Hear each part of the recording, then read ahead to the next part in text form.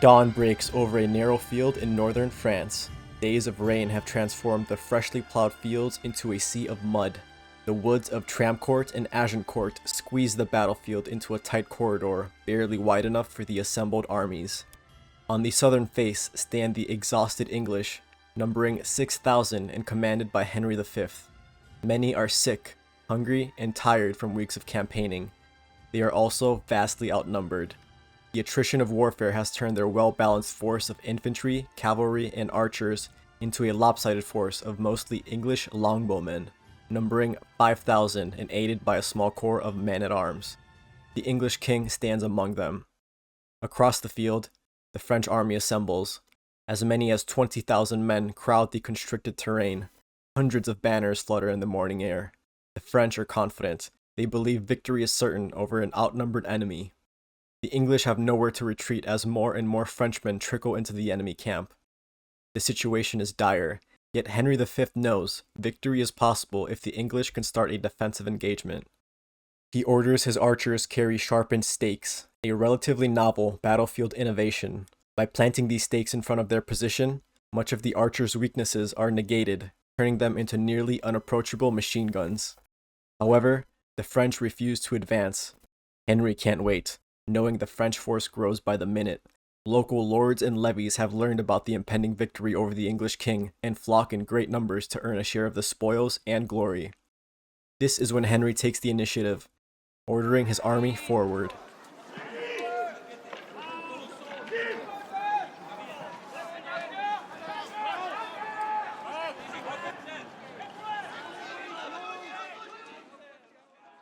The English march for several hundred yards. They finally stop within bowshot of the French and replant the wall of stakes. The tip of the longbowmen can now shoot at the opposing knights. The initial shots are enough to severely disturb the French knights, who are now forced to respond. The battle can no longer be avoided. Captains shout orders as the French cavalry attacks. Thousands of horsemen surge forward, but almost immediately, things begin to go wrong. The field is muddy and slippery. Horses fail to gain speed, and the battlefield narrows as they approach the English line. Then, the English begin loosing volley after volley. Thousands of arrows fill the air. Horses are struck with arrows, while others panic. Riders are thrown off and lose formation. Instead of crashing into the English ranks, the cavalry attack fragments and breaks apart, with many riders retreating directly into their own advancing infantry.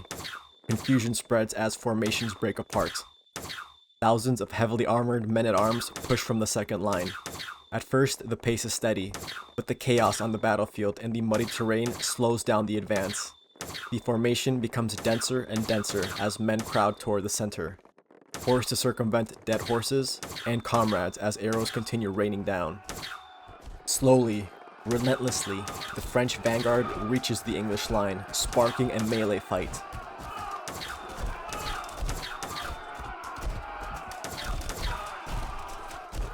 French men-at-arms pushed the English center, causing injury to Henry V's brother, Humphrey, Duke of Gloucester.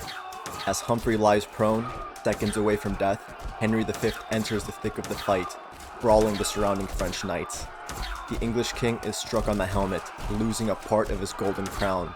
His bodyguard quickly follows him into the melee. The fate of the battle hangs in the balance. As the second French line pushes the first, the battlefield turns into a giant human traffic jam. Thousands of French warriors are trapped, shoulder to shoulder.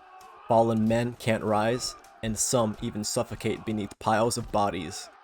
The English counterattack. Longbowmen abandon their bows and pick up mallets, axes, knives, and swords, surrounding the disoriented French vanguard.